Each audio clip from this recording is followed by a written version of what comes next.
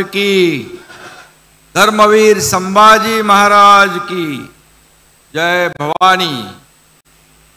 सर्वप्रथम मी अंबा मातेला देखील नमस्कार करतो, नमन करतो आणि आजच्या या अमरावती विमानतळाचे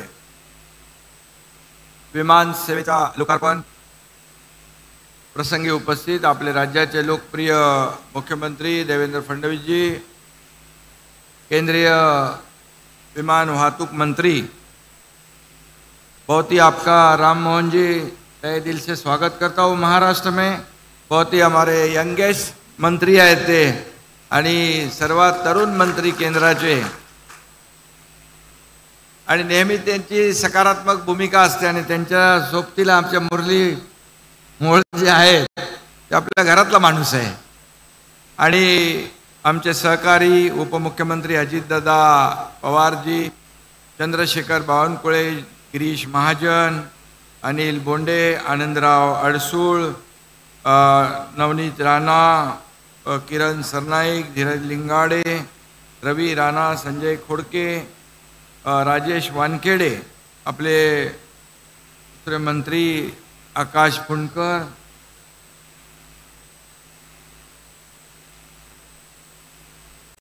संजय सेठी, एमआयडीसीच्या आपल्या स्वातीताई पांडे, त्यांनी चांगलं काम केलं, रवी राणा, व्यासपीठावरील सर्व सन्माननीय मान्यवर, मोठं व्यासपीठ आहे आणि उपस्थित आमच्या सगळ्या इकडे लाडक्या बहिणी बसलेल्या आहेत, लाडक्या बहिणींनो आणि लाडक्या भावांनो, लाडके शेतकरी, लाडके ज्येष्ठ सगळे इथं आहेत।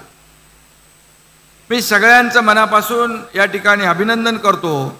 सर्वप्रथम एमआयडीसीचं अभिनंदन करतो कारण अतिशय विक्रमी वेळेमध्ये त्यांनी हे काम पूर्ण केलं। खरं म्हणजे जेव्हा देवेंद्रजी मुख्यमंत्री होते त्या 2014 ते 2019ला याची सुरुवात झाली, पण मग मधलं जे काही सरकार आलं त्या सरकारच्या माध्यमातून पूर्णपणे काम बंद झालं। पुन्हा 2022ला जेव्हा तुमच्या मनातलं, सर्वसामान्यांच्या मनातलं महायुतीचं सरकार आलं त्यावेळेस या कामाला पुन्हा गती मिळाली। स्वाती पांडे मॅडम आणि त्यांची सगळी टीम काम करू लागली आणि म्हणून खऱ्या अर्थाने आज आपण पाहतोय की कमी वेळामध्ये या ठिकाणी हे विमानतळ सुरू झालेलं आहे। आणि जेव्हा महायुतीचं सरकार आलं त्यावेळेस 2.5 वर्षापूर्वी आपण पाहिलं या महाराष्ट्रामध्ये अनेक प्रकल्प बंद पडले होते, अनेक योजना बंद होत्या, विकास ठप्प होता आणि त्यावेळेस खऱ्या अर्थाने विकास आणि कल्याणकारी योजनांचं टेक ऑफ झालं आणि तेव्हा विमानाचा पायलट मी होतो, देवेंद्रजी आणि अजितदादा को पायलट होते। आता देवेंद्रजी पायलट आहेत, आम्ही दोघं को पायलट आहोत। पायलटची सीट बदलली तरी सुद्धा विमानाचं विकासाचं विमान मात्र तेच आहे, त्याच गतीने आम्ही पुढे जातोय, इंजिन तेच आहे आणि ते ज्यादा गतीने या ठिकाणी धावताना आपण गेल्या 3-4 महिन्यामध्ये पाहतोय आणि खरं म्हणजे त्या विकासाची भरारी या पुढील काळात आपल्याला दिसेल। मुंबई समृद्धी महामार्गाचा दादांनी इथं उल्लेख केला, त्या समृद्धी महामार्गाचं लोकार्पण देखील झालं आदरणीय मोदी साहेबांच्या शुभ हस्ते। या समृद्धी महामार्गाची आखणी जेव्हा केली तेव्हा देवेंद्रजी मुख्यमंत्री होते आणि मी MSRDC खात्याचा मंत्री होतो। अनेक लोकांनी त्याला विरोध केला, प्रचंड विरोध केला, महामार्ग होऊ देणार नाही म्हटलं, परंतु काही लोकांनी आडमुठी भूमिका घेतली, विकास विरोधी भूमिका घेतली, परंतु खऱ्या अर्थाने हा नागपूर मुंबई समृद्धी महामार्ग अमरावतीमधून पण जातो, हा विकासाचा महामार्ग ठरणार आहे असे आम्ही मनामध्ये निश्चय केला आणि देवेंद्रजींच्या मार्गदर्शनाखाली मी रस्त्यावर उतरून त्या ठिकाणी समृद्धी महामार्ग पुढे नेला आणि म्हणून आपण म्हणतो मुश्किल नहीं है जीत की राह, मुश्किल नहीं है जीत की राह, ठान लिया जो तू अगर वो मंजिल खुद चलकर आएगी, नाप दे जो तू डगर. आणि म्हणून जेव्हा आपण कुठलाही असं अशक्य काम नाहीये, परंतु आपल्याला इच्छाशक्ती पाहिजे, मनापासून आपण ठरवलं पाहिजे की होणार होणार होणार. आणि म्हणून 2.5 वर्षात जे काम आम्ही केलं त्याची सगळे आपण साक्षीदार आहात. आणि मुंबईतला कोस्टल रोड असेल, मुंबई नवी मुंबईला जोड़नारा अटल सेतु आता, राम मोहन जी, नवी मुंबई में जो एयरपोर्ट बनेगा उसके वजह से उसमें भी आपका योगदान है. और उसके वजह से मुंबई एयरपोर्ट के ऊपर का जो लोड है वो कम हो जाएगा. और ये जो अभी अजीत दादा ने कहा कि 4:30 बजे 2:30 बजे इधर का टेक ऑफ होने वाला, वो जल्दी करो, वो भी जल्दी हम कर सकते, क्योंकि वहाँ हमें टाइम मिलेगा, वहाँ स्पेस मिलेगा. और इसलिए नवी मुंबई का एयरपोर्ट भी बहुत तेजी से बन रहा है. और मैं इतना ही कहूँगा कि आदरणीय देश के प्रधानमंत्री मोदी जी यहाँ पर विकास में हमारे साथ में हाथ बढ़ा रहे, योगदान दे रहे. ये डबल इंजिन की सरकार आहे. आणि म्हणून मुरली, तुम्ही सांगितलं मुरलीजी की सगळ्यात जास्त विमानतळ गेल्या 10 वर्षात 86 विमानतळ वाढले. पूर्वीच्या विमानतळ आणि आताच्या विमानतळामध्ये फरक आहे. 400 विमानतळ तुमचं टार्गेट आहे. आणि म्हणून खऱ्या अर्थाने हाच जर विकासाचा वेग राहिला तर मला वाटतं मोदीजींच्या नेतृत्वाखाली या खरं म्हणजे या देशामध्ये आणि महाराष्ट्रात, आता तर सगळ्यात जास्त एअरपोर्ट महाराष्ट्रात आहेत, आणखी आपल्याला महाराष्ट्रात एअरपोर्ट करायचे आहेत, नाईट लँडिंग करायचं आहे. आणि खऱ्या अर्थाने आम्ही पालघरमध्ये देखील 3रा एअरपोर्ट करतोय आणि त्याला देखील तुमचं योगदान आवश्यक आहे. आणि म्हणूनच खऱ्या अर्थाने या पुढे जे विकासाचा जो वेग आहे तो वेग आपल्याला या ठिकाणी आदरणीय मोदी साहेब प्रधानमंत्री आहेत. आणि या महाराष्ट्रामध्ये रेल्वेसाठी, रस्त्यांसाठी, एअरपोर्टसाठी, पोर्टसाठी, या सगळ्या योजनांसाठी केंद्र सरकार पैसे देत आहे. आपण रेल कनेक्टिव्हिटी करतोय, एअर कनेक्टिव्हिटी करतोय, रोड कनेक्टिव्हिटी, पोर्ट कनेक्टिव्हिटी करतोय आणि ॲक्सेस कंट्रोल रोड बनवतोय.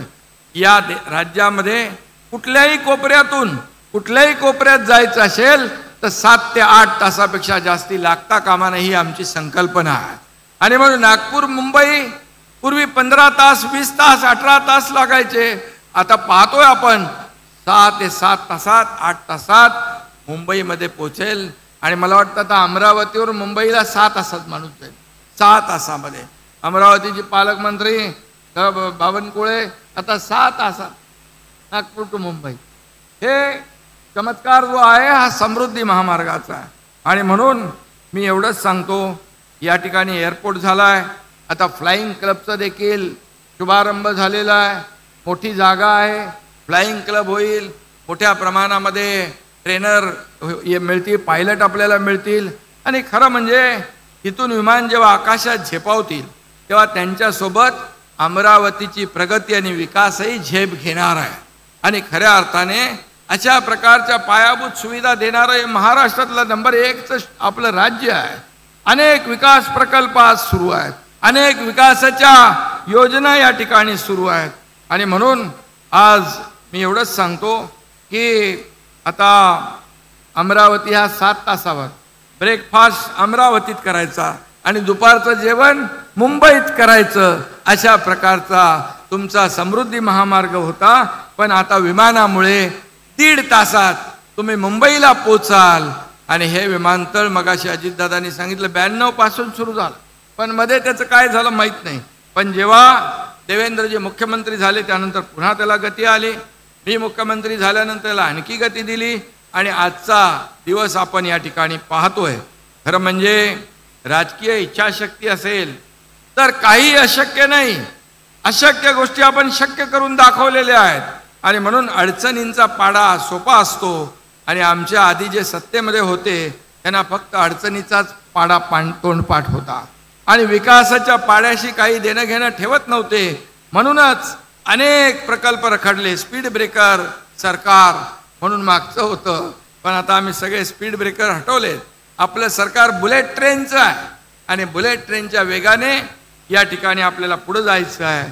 आणि म्हणूनच मी आपल्याला सांगतो बघा, अनेक प्रकल्प या ठिकाणी होत आहेत आणि या एअरपोर्टमुळे अमरावतीचा विकास होईल, सर्वसामान्य शेतकऱ्यांना, इथल्या नागरिकांना फायदा होईल.